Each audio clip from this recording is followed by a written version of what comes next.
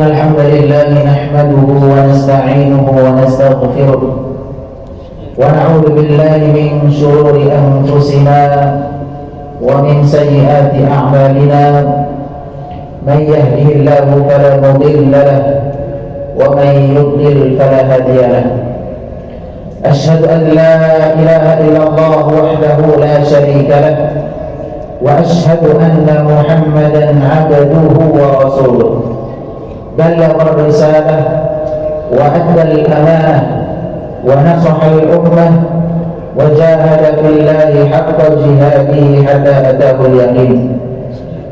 قال الله عز وجل في كتابه الكريم: يا أيها الذين آمنوا اتقوا الله حق تقاته ولا تموتن إلا وأنتم مسلمون. فإن أصدق الحديث كتاب الله وخير الهدي هدي محمد صلى الله عليه وسلم وشر الأمور محدثاتها فإن كل محدثة في الدين بدعة وكل بدعة ضلالة وكل ضلالة في النار. أما بعد. Kaum muslimin jamaah sidang Jumat rahimani wa rahimakumullah, mari senantiasa kita panjatkan puja dan puji syukur kita kehadirat Allah Subhanahu wa ta'ala. Meskipun diri kita banyak berbuat dosa dan kesalahan, banyak dan sering membuat Allah Subhanahu wa ta'ala murka dan marah kepada kita, sering cuek terhadap perintah-perintah Allah Subhanahu wa ta'ala, sering meremehkan untuk melanggar larangan-larangan Allah Subhanahu wa ta'ala. Namun sampai detik ini, sampai saat ini, Allah Subhanahu wa ta'ala masih berbuat baik kepada kita. Sampai detik ini Allah Subhanahu wa ta'ala masih senantiasa memenuhi kebutuhan-kebutuhan kita. Ini adalah nikmat yang wajib kita syukuri. Di dalam Al-Quran Allah Subhanahu wa ta'ala berfirman menggambarkan bagaimana banyaknya nikmat Allah Subhanahu wa ta'ala yang Allah karuniakan kepada kita. Allah berfirman, wa in ta'uddu ni'matallahi la tuhsuha. Seandainya kalian hendak menghitung-hitung nikmat Allah Subhanahu wa ta'ala, silahkan, tetapi kalian tidak akan mampu dan tidak akan mampu untuk membilangkannya. Kemudian salawat serta salam tak lupa kita haturkan kepada uswah hasanah kita, suri tauladan kita, Nabi besar Muhammad sallallahu alaihi wasallam beserta keluarga, sahabat dan seluruh pengikutnya yang setia hingga yaumul qiyamah. Jamaah sidang Jumat rahimani wa rahimakumullah, di antara beriman kepada hari akhir adalah beriman dengan adanya azab kubur, nikmat kubur, dan juga fitnah atau di dalam bahasa kita ujian kuburan. Tiga hal ini wajib kita imani manakala kita ingin dikatakan sebagai mukmin sejati, mukmin yang benar-benar beriman kepada hari akhir. Di dalam sebuah hadis Rasulullah SAW pernah menguburkan mayat bersama para sahabat radhiyallahu anhum. Kemudian beliau SAW bersabda kepada mereka, "Istaghfiru li akhikum, wahai para sahabatku, hendaknya kalian memohonkan ampunan untuk saudara kalian yang sedang dikubur ini.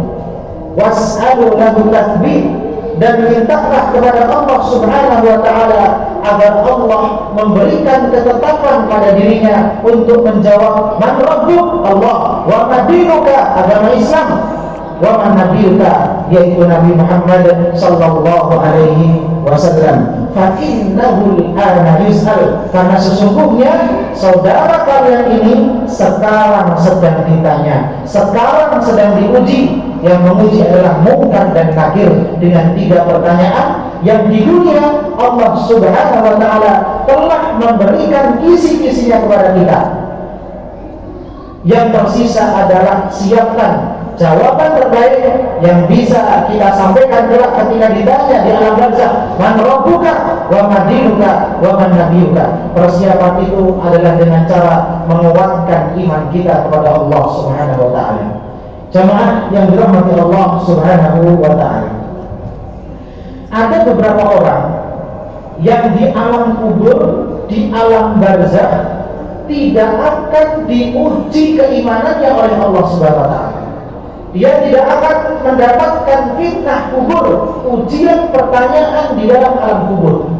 Siapakah mereka? Di antara orang yang tidak akan mendapatkan fitnah kubur, ujian pertanyaan di dalam kuburan adalah yang pertama, para syuhada. Para syuhada, orang-orang yang meninggal di dalam peperangan di jalan Allah Subhanahu wa taala. Pada suatu hari Rasulullah SAW ditanya oleh seorang laki-laki, "Ya Rasulullah, mengapa orang-orang yang beriman diuji di dalam kuburan kecuali orang-orang yang syahid, kecuali orang-orang yang meninggal di dalam peperangan di jalan Allah Subhanahu wa taala? Kenapa mereka tidak diuji?" Maka Rasulullah SAW menjawab, "Kafa bi bariqatis suyufi ala ra'sihi fitnah." Cukuplah kilatan pedang yang mengenai kepalanya sebagai ujian, sebagai bentuk ujian dari Allah Subhanahu wa taala, sebagai bentuk ujian kejujuran imannya, mengorbankan dirinya di jalan Allah Subhanahu wa taala. Itu orang pertama yang tidak akan mendapatkan ujian di dalam kuburan. Kemudian yang kedua, jamaah yang berahmati Allah, adalah mereka yang meninggal di hari Jumat atau malam Jumat atau pagi Jumat atau sore Jumat. Maka mereka tidak akan diuji di dalam kuburan dengan syarat muslim. Percuma orang kafir meninggal hari Jumat, sama saja dia akan ditanya oleh Allah SWT. Seorang muslim yang meninggal dunia di hari Jumat, siang Jumat, sore Jumat, malam Jumat, pagi Jumat, maka dia tidak akan ditanya, diuji di dalam kuburan. Di dalam sebuah hadis Rasulullah SAW bersabda, "Ma min muslim," tidaklah seorang muslim yang yaumal jumu'ati, meninggal pada hari Jumat, siang Jumat, sore Jumat, pagi Jumat, aw lailatal jumu'ati, illa waqahu Allahu fitnatal qabri, kecuali Allah Subhanahu wa taala akan melindunginya dari fitnah kubur, akan melindunginya dari ujian di dalam kuburan. Jamaah yang dirahmati Allah Subhanahu wa taala, sehingga orang yang beriman bisa jadi dia akan istirahat, mendapatkan kenikmatan di dalam kubur. Berbeda dengan orang-orang kafir dan munafik, mereka tidak akan istirahat di dalam kuburan. Mereka akan mendapatkan azab dari Allah Subhanahu wa taala. Di sebuah hadis Rasulullah SAW pernah bersabda, "Ma ra'aitu manzaran illa wal qabru aqba'u minhu." Aku tidak pernah melihat pemandangan yang lebih ngeri, yang lebih seram daripada azab kubur. Na'udzubillahi min dzalik. Jamaah yang dirahmati Allah Subhanahu wa taala. Pada suatu hari Rasulullah SAW pernah bermimpi dibawa oleh dua malaikat di dalam mimpi beliau SAW. Diperlihatkan di hadapan beliau SAW berbagai macam azab kubur beserta pelakunya. Yang pertama, Rasulullah SAW di dalam hadis yang sangat panjang diperlihatkan akan orang yang badannya diperlintangkan, kemudian kepalanya dihancurkan.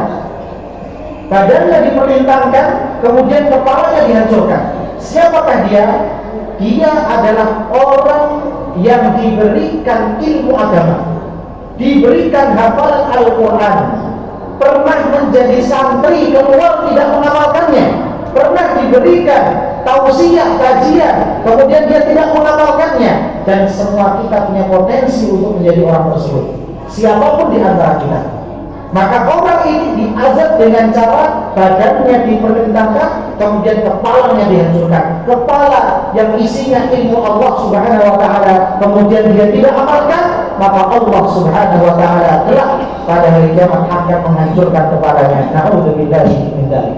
Dan setiap kita punya potensi untuk menjadi orang tersebut. Na'udzubillahi min dzalik. Kemudian yang kedua, ada orang yang mulutnya disobek sampai tengkuknya, dari mulut sampai tengkuk disobek. Kemudian Rasulullah SAW menjelaskan, siapakah dia? Dia adalah orang yang mulutnya tidak pernah diam dari menyebarkan isu-isu yang tidak benar, menyebarkan hoax. Di dalam sebuah hadis Rasulullah SAW pernah bersabda, jika engkau membicarakan keburukan orang lain yang dia tidak suka dan itu benar, itu namanya ghibah. Padahal itu benar, namanya ghibah. Kalau salah, namanya fitnah. Dua-duanya tidak ada kebaikan di dalamnya.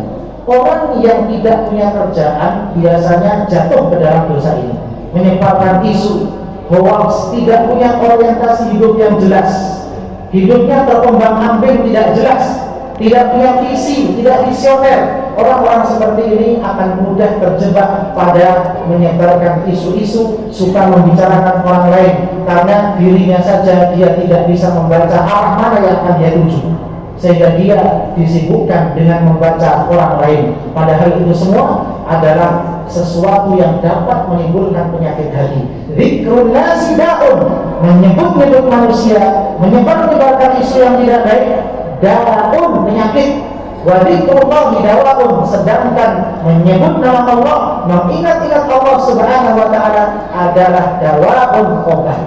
Seringkali jemaah dirahmati Allah, kita terjebak dalam dosa ini. Pastikan diri kita belum punya orientasi yang jelas, apa yang harus kita capai sebelum kita meninggal dunia. Kalau kita memiliki orientasi yang jelas, visi yang jelas, pasti tidak ada waktu untuk memikirkan kesalahan orang lain, karena kesalahan kita lebih banyak daripada kesalahan orang lain. Jemaah yang dirahmati Allah Subhanahu wa taala. Yang ketiga, Rasulullah SAW pernah diperlihatkan ada seseorang yang kakinya digantung, kemudian kepalanya di bawah, mulutnya mengeluarkan darah. Siapakah dia? Dia adalah orang yang sudah balik, sudah taklif, sudah wajib puasa, tetapi sengaja membatalkan puasa di siang hari Ramadan tanpa uzur syar'i. Maka orang seperti ini, balasannya ketika dia belum bertobat kepada Allah Subhanahu wa taala, tidak mengqadha'nya, maka pada hari kiamat jemaah Allah Subhanahu wa taala, kakinya akan digantung, kepalanya di bawah, kemudian mulutnya akan mengeluarkan darah. Maka siapa saja yang pernah berbuka puasa dengan sengaja, dengan apapun caranya, maka segera bertobat kepada Allah Subhanahu wa taala dengan cara diqadha. Diperkirakan berapa jumlah puasa yang pernah saya bolongi, yang pernah saya tidak lakukan dulu ketika di masa-masa saya seharusnya berpuasa. Kemudian jemaah dirahmati Allah Subhanahu wa taala, yang selanjutnya ada wanita, mohon maaf, yang payudaranya dipatok ular berbisa.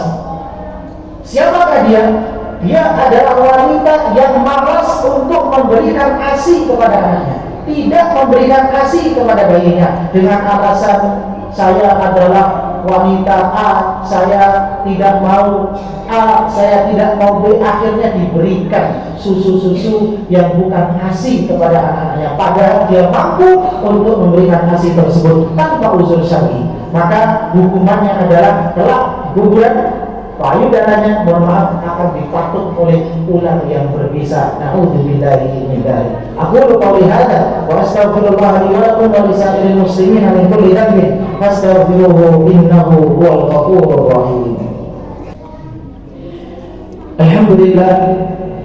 Alhamdulillah wa kafa wassalatu wassalamu ala nabiyyina al-mustafa wa ala alihi wa sahbihi wa man wafa wa man istanna bi sunnatihi wa hadihi ila yaumil muntaha, amma ba'd. Jamaah sidang Jumat rahimani wa rahimakumullah. Lantas apa saja amalan agar kita dihindarkan dari azab kubur? Yang pertama adalah mentauhidkan Allah. Ustaz, memang ada muslim yang tidak mentauhidkan Allah dengan sebenar-benarnya? Bisa jadi ada. Ketika kita mengucapkan asyhadu an la ilaha illallah wa asyhadu anna Muhammadan Rasulullah, kita adalah seorang muslim. Tapi ingat, ketika sholat dengan kentut saja bisa batal, maka Islam dengan pembatal keislaman juga bisa batal. Bagaimana bisa seorang muslim yang mengatakan asyhadu an la ilaha illallah, tidak ada Tuhan selain Allah, kemudian dia melempar kepala sapi di pantai selatan sebagai persembahan penjaga pantai selatan? Bagaimana mungkin ada seorang muslim datang ke kuburan yang dianggapnya wali, kemudian dia minta, ya Syekh Fulan, tolong kabulkan hajat kami? Di mana akal warasnya? Tidak masuk akal. Tetapi ini jarang terjadi, sehingga setan itu sudah putus asa untuk menjebak orang-orang seperti ini, untuk menjebak orang-orang supaya jatuh ke dalam syirik besar. Mereka putus asa. Tetapi ada saja yang terjebak dalam kondisi-kondisi seperti ini. Ini adalah PR kita bersama. Ketika seseorang telah mengatakan asyhadu an la ilaha illallah wa asyhadu anna Muhammadan Rasulullah, dia harus meninggalkan pembatal-pembatal Islam. Bagaimana mungkin seorang muslim mengatakan agama Islam dan Yahudi dan Nasrani sama-sama benar? Ini perkataan siapa? Perkataan yang sangat membahayakan. Yang benar hanya agama Islam. Seandainya Musa alaihissalam hidup di zaman Nabi Muhammad SAW, maka Musa tetap wajib untuk menjalankan syariat Nabi Muhammad SAW. Nabi Isa juga akan menjalankan syariat Nabi Muhammad SAW kelak ketika turun pada hari kiamat. Jamaah yang dirahmati Allah Subhanahu wa Ta'ala, mari kita jangan meremehkan masalah tauhid ini. Ketika ada burung gagak muter-muter di atas rumah seseorang, masih ada saja sampai detik ini mengatakan, oh yang di dalam rumah itu ada yang meninggal. Dari mana dalilnya?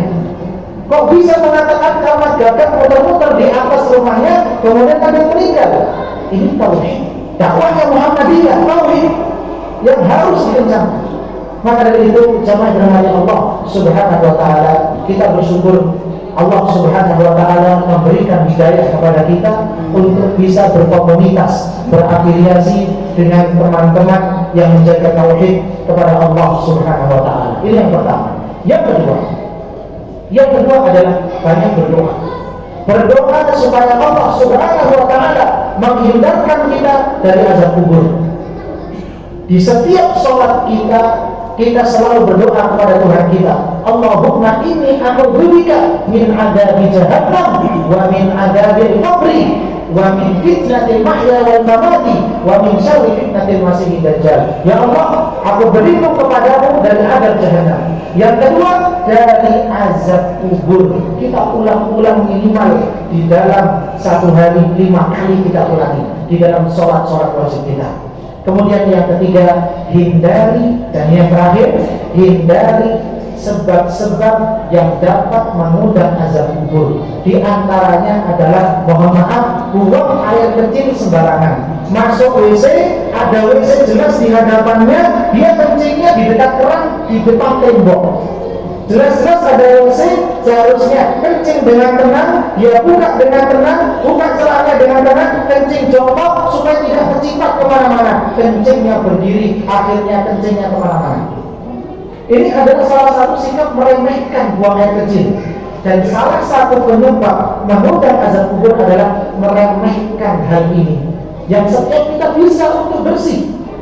Tetapi kadang-kadang karena kita terlalu hati-hati, kita juga jatuh ke dalam yang kedua, yaitu was-was.